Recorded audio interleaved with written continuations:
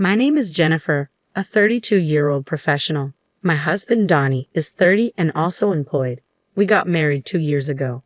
Donnie might seem a bit unreliable at times, but he's a kind-hearted person and quite capable of managing the household chores. I'm a career-driven woman, finding fulfillment in my work and the achievements it brings.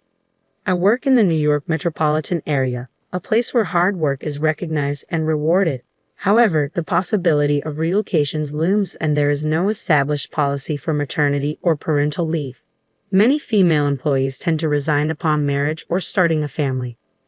Initially, I also preferred my career over domestic life and had no plans of getting married. When Donnie proposed, expressing his desire to marry me, I initially turned him down. I love my job, I said. I'm a section chief now, but I want to climb higher. I can't picture settling down or having kids. However, Donnie understood my ambitions and promised we would share the housework and not have children. His understanding nature eventually won me over, and I agreed to marry him. Although we both work and sometimes don't divide the chores exactly as planned, we support each other and manage pretty well. We face some annoying comments from my in-laws like, "You should prioritize your home over your work," or "Aren't you going to have kids?" But it's not too troublesome since Donnie always stands up for me. Living with Donnie has been a pleasant experience, and I've come to appreciate the beauty of married life. Then one day, my supervisor, the department manager, called me in to discuss a potential transfer to a branch office. He said, "What do you think? The position is at a regional branch, but you'll be back at headquarters after 2 years. You'll be a section chief at the new location, and if you keep up the good work, a promotion is guaranteed upon your return. You could even become the first female department head. Not a bad offer, right?" Accepting or rejecting this transfer would significantly impact my career. In our company, everyone who has advanced to department manager or higher has undergone a transfer. Refusing could mean staying at the section chief level with the risk of demotion or being moved to an irrelevant position. Before marriage, I would have jumped at this opportunity without hesitation. But now, as a married woman, I felt a bit restrained. I told my department manager, "Thank you for considering me. Personally, I would like to view this positively. However, since it involves a transfer, I need to discuss it with my husband. Could I get back to you after that?" He replied, "Oh, right, you're married. You can choose between going alone or moving with your family. Discuss it thoroughly. I'll be expecting a positive answer." When I got home, I talked to Donnie about it. "I've been offered a transfer," I explained. "I might have to go to the countryside, but if I work hard for 2 years, I can return here. If I continue to perform well, I can get promoted. I want to accept this offer if you're okay with it, Donnie. We can either move together, or I can go alone. What do you think?" Donnie seemed surprised at first, but after some thought, he said, "Your dream can come true if you accept this transfer, right, Jennifer? I can't move with you because of my job here, but don't worry about me. Go for it." With Donnie's encouragement, I informed the company that I would be moving alone for the transfer and began negotiating the terms and conditions. The company agreed to cover my relocation expenses. Additionally, they offered to treat my commute days home from the remote location as on-duty time and provided a decent benefits package. These factors convinced me to accept the transfer to the branch office. After receiving the official transfer order, I made the decision to relocate to the countryside. I found out I could rent a company apartment at a reasonable price, so that's where I opted to live. On the day of the move, the movers had already transported my belongings, and my husband came to see me off at the station. "Thanks for seeing me off. I'll keep in touch regularly and try to come home as often as I can." "Yeah, I'll be waiting. Just because you're working remotely, don't overdo it." "Same goes for you. It's time to go. Take care." "Okay, I'm heading out." And so, my journey as a remote employee began. I had initially planned to return home during extended holidays and quieter periods, but trouble soon arose at the branch office shortly after my transfer. I can't take orders from a woman. I don't trust someone who just appeared out of nowhere. I encountered resistance from the local employees who refused to acknowledge my authority. Baseless rumors circulated about me, my directives were ignored, and even my phone calls went unanswered. In the midst of this, a serious mistake occurred in a project that one of my subordinates had been overseeing, deliberately excluding me from the process. The subordinate responsible was visibly shaken. Naturally, as their supervisor, I took full responsibility. I found myself consumed with rectifying the issue, offering apologies, not only to regain lost ground, but also to mend relations with my team. Witnessing my challenges, my supervisor offered some guidance. I've been through a transfer myself, so I understand what you're going through. It might feel unjust, but you can't simply impose your authority here. Effective communication, empathy, and building relationships laterally are key. Taking my supervisor's words to heart, I focus on forging horizontal connections by spending more time with everyone at the branch. Despite not initially being part of the neighborhood association, I discovered that the company's rental housing fell under its umbrella, prompting me to join. Before I realized it, I found myself struggling to carve out personal time and often unable to return to my home, where my husband patiently awaited my return. I kept in touch with my husband, but after a few months of remote work, it became increasingly difficult to reach him at night via phone or text. "I'm stuck at the office late every day. It's chaos," he'd explain. Exhausted, I often found myself drifting off to sleep. His explanations seemed plausible, and amidst my own busy schedule, I didn't think much of it, focusing my energy on my work. Even during a rare slow period, when I decided to return to our home in New York on short notice, I couldn't reach him. So, I abruptly left my remote location and headed home. Upon opening the door, a strange feeling enveloped me. A woman I didn't recognize dashed to greet me, saying, "Justin, welcome back. If only I'd known you were coming home early, I would have prepared." The woman and I stood frozen, staring at each other in disbelief. Eventually, she broke the silence. "May I ask who you are? And who might you be?" "This is my home," I replied firmly. "There must be some misunderstanding. I live in this house," she insisted. After a feeble exchange of arguments, we decided to step outside to verify the house number. To my astonishment, the nameplate displayed the custom one I had ordered.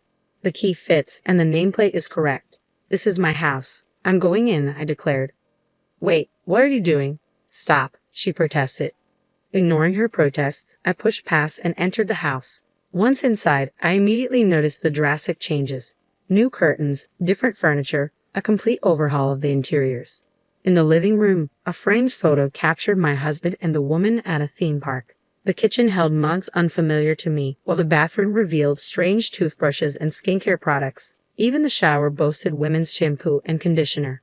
As I inspected further, the bed linen sported a design I didn't recognize, and the wardrobe held only the woman's clothes, with none of mine in sight. My husband's belongings were tucked away in a room at the back of the house, as if the woman had seamlessly moved in and taken over while I stood there in shock. I swung the front door open. "I'm back. Lola, did you invite a friend over?" I asked. "Justin, thank goodness you're here. This woman just walked in like she owns the place," Lola exclaimed. The man the woman referred to as Justin was undoubtedly my husband. Catching sight of me, he looked taken aback. "What are you doing here?" he asked. "Donnie, since when did you go by Justin? Can you explain what's happening?" I confronted him. "What are you talking about? This is Justin, isn't it, Justin?" he replied hesitantly. "Well, you see, caught between us, my husband appeared flustered. "Lola, this man's real name is Donnie. Isn't that what's on your driver's license? And I'm Donnie's wife, Jennifer," I interjected. "That's not true. He told me he was divorced," Lola retorted. "Donnie, you need to explain everything clearly," I demanded. "Jennifer, you were hardly ever home, and I felt lonely. So I thought I'd give a dating app a try and met Lola," Donnie confessed. "I see. So Justin is your alias on the dating app?" I inquired. "No, it's not like that. I was worried about using my real name, so I used a fake one.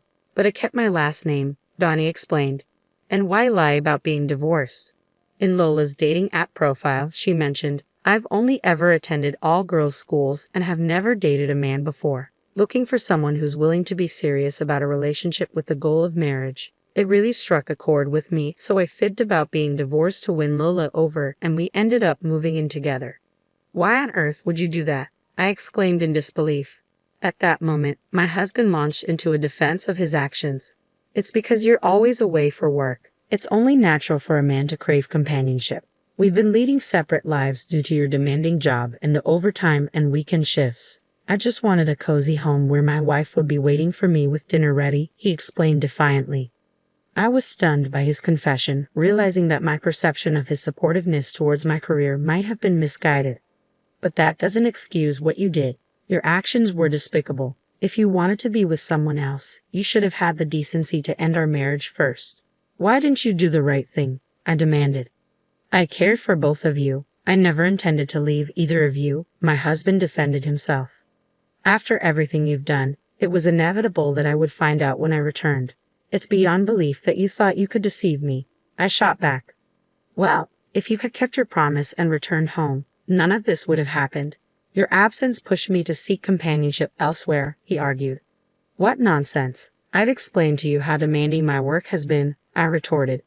Our argument escalated into a heated exchange, with the woman my husband had been involved with standing there, visibly shaken. She realized she had been deceived by a married man and dragged into his deceitful game. So it was all a lie? You've made a fool of me. I'm leaving right now, she declared, storming out. Lola, please, just hear me out, my husband pleaded as he attempted to halt the other woman, who was hastily packing her belongings. Don't you dare touch me with those deceitful hands of yours. I can't trust a single word that comes out of your mouth, she spat back, her voice laced with anger and betrayal. With a final curse directed at my husband, the other woman stormed out, heading for her parents' home. Fuming with anger and a desire for retribution, I resolved to punish my husband for his infidelity. Gathering evidence meticulously, I amassed a collection of proof to take back with me. Upon returning to my work assignment, I wasted no time in hiring a detective to uncover details about my husband's mistress. The investigation unearthed that she was the daughter of an executive at a company closely associated with my husband's business partner. Armed with this information, I instructed my lawyer to dispatch evidence of the affair to both my husband's residence and the other woman's parents. Upon receiving the incriminating documents, my husband vehemently protested, expressing his reluctance for a divorce. Unmoved by his pleas, I braced myself for a protracted legal battle, even considering the possibility of taking the matter to court.